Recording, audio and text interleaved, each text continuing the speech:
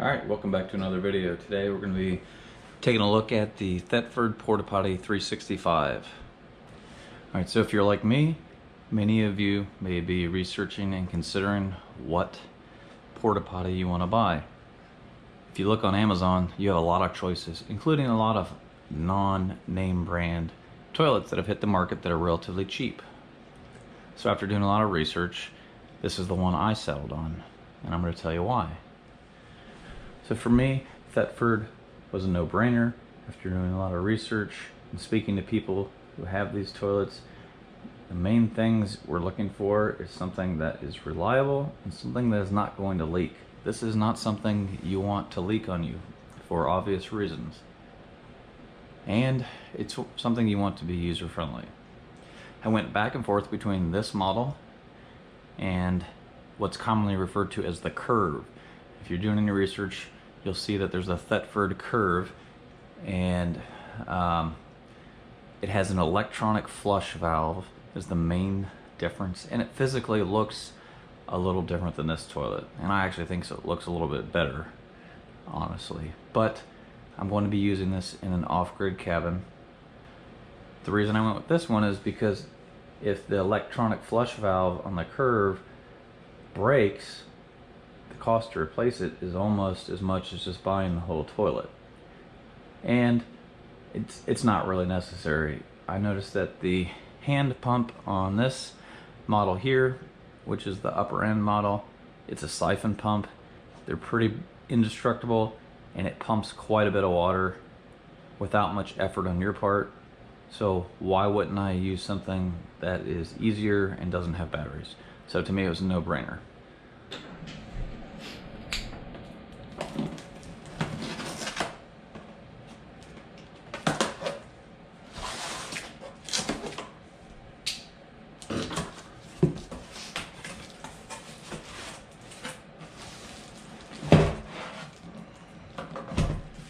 Here's the top half.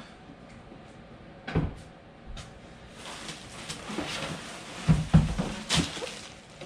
the bottom half.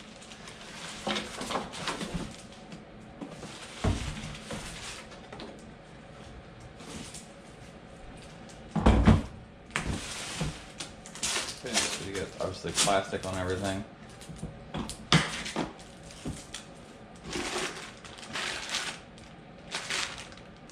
Pack of caps. This cap is meant to go over your freshwater fill here.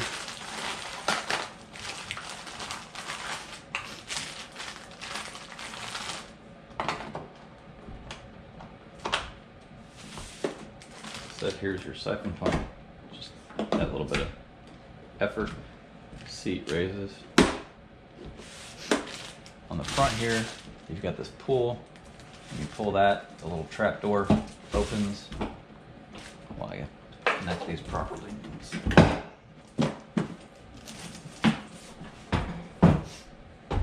Here's our bottom part.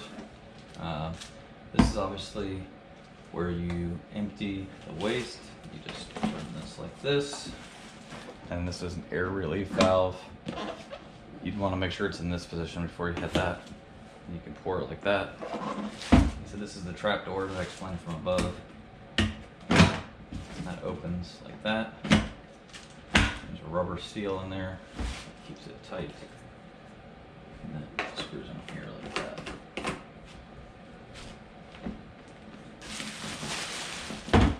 Not a whole lot to these. How you connect them together, they just have plastic connection point.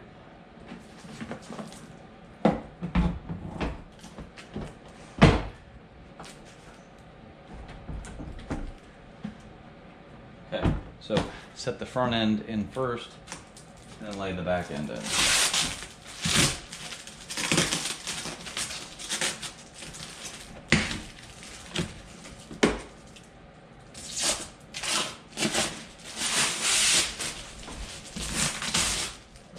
Alright, so a few quick little features to talk about here. On the front of the tank, there's an indicator, shows you the status of the tank. When it's green, that means you're good. It will turn red. There's a little float in the tank. It'll make that turn red when you're full. I think you would notice it too. When you're flushing, you can see that it was full. There's different ways to do this. A lot of the cheaper toilets, you'll find if you read the reviews carefully, you know, this area isn't quite as large. People were talking about things coming back up, not having enough room, things not flushing down the sides of the bowl. If you're used to using any kind of RV toilet, this isn't really hard to use. And the reason I say that is, you don't just do your business and then flush like you would a normal toilet. The best way that I've found to do this is start by putting a little bit of water in the bowl while the trapdoor is closed. Do what you need to do. Put a little more water, flush it, and then everything should go down. If it doesn't, you can rinse with a little more water. If you just put your solids into a dry bowl, things are going to get stuck to the sides most likely.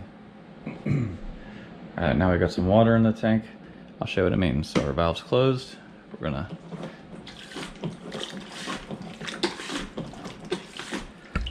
if you can see, every time you flush, the water shoots around the bowl. It's quite powerful actually.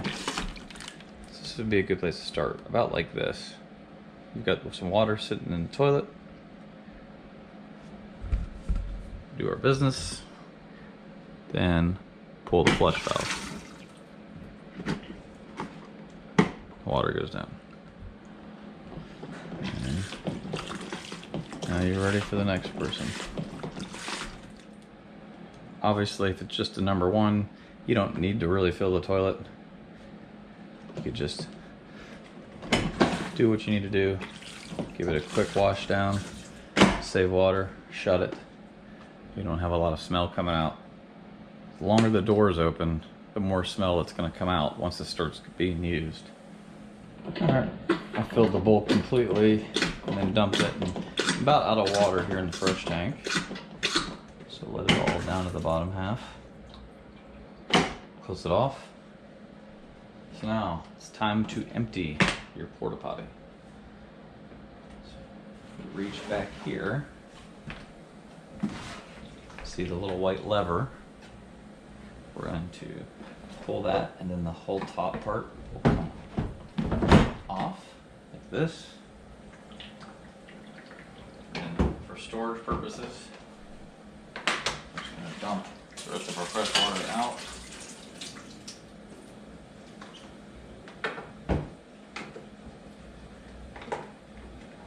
Thetford does make a product that you can pour into the freshwater tank.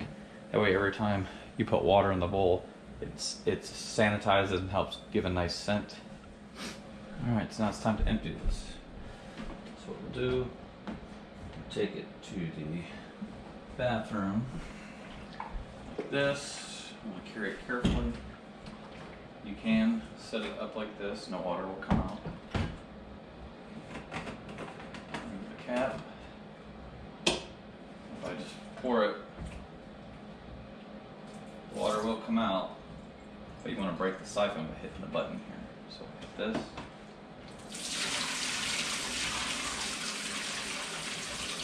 We'll try not to splash on ourselves if this is real life.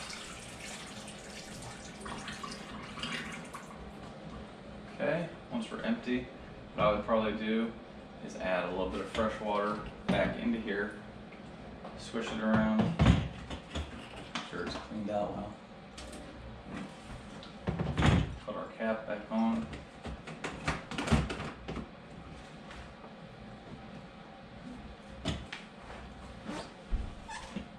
We're ready to go. Alright, so that was just a quick overview and demonstration of the Thetford Porta Potti 365. Like I told you, I went with this one over the curve just because I wanted the manual pump, and besides that, they're basically the same thing from the same company. If you like the looks of the curve better, and you could go with that model, but like I said, once the electronic pump goes out, if you want to replace it with another electronic pump, it's a very expensive process. Some people say you can adapt a manual flush to the curve, So that might be an idea.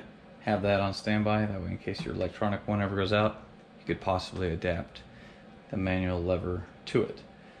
But this is a nice unit the way it is. It's compact yet tall enough that when you're sitting on it, it feels like you're on a regular toilet in your house. Alright, well, if you have any questions, leave a comment below, and until next time, we'll see you later.